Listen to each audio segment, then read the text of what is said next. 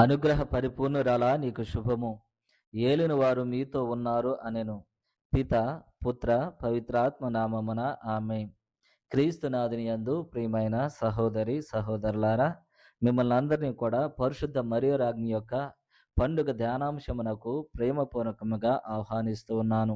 లూకా శుభవార్త 1వ అధ్యాయము 26వ వచనము నుండి 38వ వచనం వరకు కొంతసేపు మనము ఈ యొక్క సువిశేష పట్టణము నుండి కొన్ని అంశాలను మనము ధ్యానము చేద్దాము.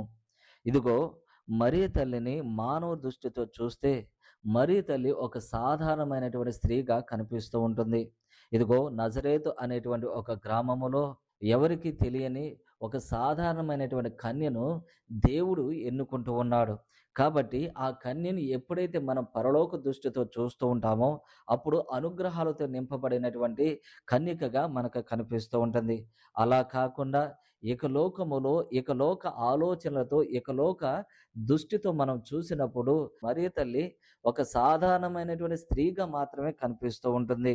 ఇదిగో, ఎవరైతే బోధించేటువంటి వారు మరియ తల్లిని దేవుని యొక్క తల్లిగా భావించకుండా, మరియ తల్లిని ఇదిగో అనుగ్రహాలు పరిపూర్ణురాలుగా భావించకుండా, ఇకలోకపరముగా అనగా ఇకలోక ఆలోచనలతో ఇకలోకపరమైనటువంటి వస్తువుల మీద లగ్నం చేసి ఆలోచన చేస్తూ ఉంటారో వారు అందరికీ కూడా మరియ తల్లి ఒక సాధారణమైనటువంటి స్త్రీగానే కనిపిస్తూ ఉంటుంది.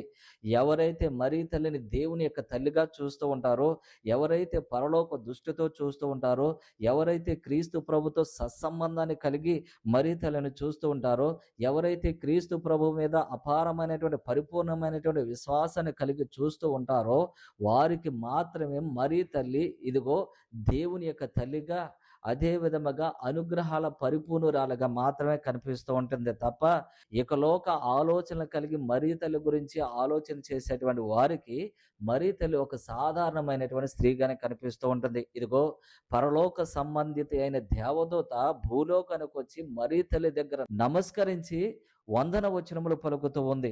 కాబట్టి దేవదూత పరలోక సంబంధితమైనటువంటిది. కాబట్టి మన ఆలోచనలు కూడా ఇకలోకపరమైనటువంటి వస్తువుల మీద కాకుండా పరలోక సంబంధమైనటువంటి వస్తువుల మీద మనం ఎప్పుడైతే లగ్నం చేస్తూ ఉంటామో మనము కూడా పరలోక సంబంధితులం అవుతాం. ఎప్పుడైతే మనము ఇకలోక సంబంధాలకి ప్రాముఖ్యత ఇవ్వకుండా క్రీస్తుతో సత్సంబంధాన్ని కలిగి జీవించడానికి ప్రయత్నించినప్పుడు మరియ తల్లి మనకి ఒక అనుగ్రహ పరిపూర్ణురాలుగా మనకి కనపడుతూ ఉంటుంది. కాబట్టి మరియ తల్లిని మానవ దృష్టితో చూసినంత వరకు కూడా మరియ తల్లి ఒక సాధారణమైనటువంటి స్త్రీయే. మరియ తల్లిని మనం ఎప్పుడైతే పరలోక దృష్టితో చూస్తూ ఉంటామో అప్పుడు మరియ తల్లి అనుగ్రహాల పరిపూర్ణురాలు అని ఈరోజు దేవుడు మనకి తెలియపరుస్తూ ఉన్నాడు. అంతేకాకుండా మరియ తల్లి ఏ విధముగా పరలోక రాజ్ఞిగా అవుతూ ఉంది అంటే ఇదిగో సంపూర్ణమైనటువంటి విధేయత ద్వారా. ఎప్పుడైతే గాబ్రియేలు సన్మంసుకుడు దేవుని యొక్క సందేశాన్ని మరియ తల్లికి తెలియపరిచినప్పుడు సంపూర్తిగా అప్పగించుకుని, ఇదిగో నేను ప్రభు దాసురాలను, నీ మాట చొప్పున నాకు జరుగును గాక అని దేవునికి ఎప్పుడైతే తనను తాను సంపూర్ణముగా సమర్పించుకుందో మరియ తల్లిని దేవుడు ఆనాడే ఇదిగో ఒక రాజ్ఞిగా దేవుడు హెచ్చిస్తూ ఉన్నాడు.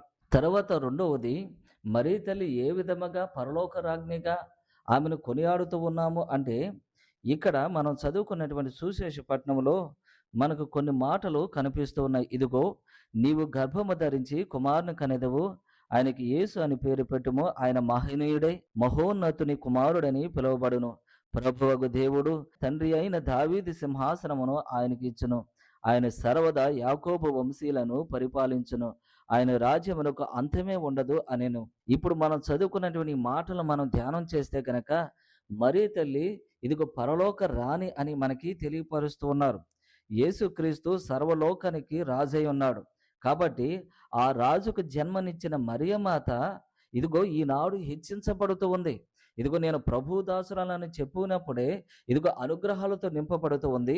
దేవుని యొక్క కుమారునికి తల్లిగా, పరలోకానికి రాజైనటువంటి క్రీస్తు ప్రభుకు తల్లిగా దేవుడు నియమిస్తూ ఉన్నాడు. కాబట్టి మరియ తల్లి పరలోక రాణిగా దేవుడు ఆమెను హెచ్చిస్తూ ఉన్నాడు. ముఖ్యముగా దావీదు వంశపు రాచరికములో రాజు యొక్క తల్లికి రాజుమాత అని పిలిచేవారు. రాజుమాతకు రాజ్యంలో అత్యున్నతమైనటువంటి గౌరవం ఉంది. మరియు ప్రజల విజ్ఞాపనలను రాజు వద్దకు చేర్చే ప్రత్యేకమైనటువంటి అధికారము ఆనాడు దావీదు వంశపు రాజరికములో ఉంది. కాబట్టి క్రీస్తు ప్రభు దావీదు వంశస్థుడు కాబట్టి ఇదిగో తన తల్లికి కూడా ఆ విధమైనటువంటి గౌరవాన్ని ఆయన ఇస్తూ ఉన్నాడు. ఏ విధముగా అయితే దావీదు వంశములో రాజు యొక్క తల్లికి ఒక ప్రత్యేకమైనటువంటి అధికారం ఇవ్వబడిందో, ఆ విధముగానే పరలోకంలో కూడా దావీదు వంశస్థుడైనటువంటి క్రీస్తు ప్రభు, పరలోక రాజు అయినటువంటి క్రీస్తు ప్రభు తన తల్లిని కూడా ఒక రాణిగా ఆయన చేస్తూ ఉన్నాడు, ఒక రాజమాతగా ఆయన చేస్తూ ఉన్నాడు. ఆ గౌరవాన్ని దేవుడు మరీ తల్లికి అందిస్తూ ఉన్నాడు. మరీ తల్లి ఇదిగో ఈ భూలోకములో ఒక సాధారణమైన సేవకురాలుగా తన జీవితాన్ని ముగించినప్పటికీ ఆమె తగ్గించుకున్నటువంటి తగ్గింపు తనాన్ని బట్టి దేవుడు పరలోక భూలోక రాజ్ఞిగా ఆమెను గౌరవిస్తూ ఉన్నాడు. మరీ తల్లి అవునని చెప్పినటువంటి మాట మానవ జాతి చరిత్రనంతను కూడా మార్చివేసినటువంటి విధముగా, ఆ రీతిగానే అవునని చెప్పినటువంటి మాటను బట్టి దేవుడు ఆమెను పరలోక భూలోక రాణిగా హెచ్చించాడు అని మనం విశ్వసించాలి.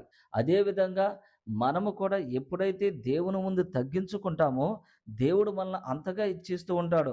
మన దైనందినటువంటి జీవితంలో దేవుని యొక్క వాక్యానికి అవును ప్రభు నీ ఇష్టమే జరుగునుగాక అనేటువంటి సంపూర్ణమైనటువంటి విశ్వాసాన్ని మనం కనపరచాలి అని దేవుడు మనకి తెలియపరుస్తున్నాడు.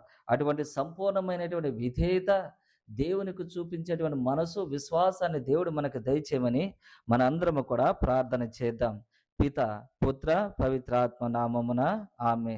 మహోన్నతుడును మహాగణుడువైన మా యేసయ్య, మరి తల్లిలాగా మేము కూడా సంపూర్ణమైనటువంటి విధేయత దేవునికి చూపించేటువంటి బిడ్డలుగా మమ్మల్ని అందరినీ కూడా దీవించమని మా ప్రభువును మీ కుమారుడైన యేసుక్రీస్తు ద్వారా ఈ మనవి చేయుచున్నాం తండ్రి. ఆమేన్.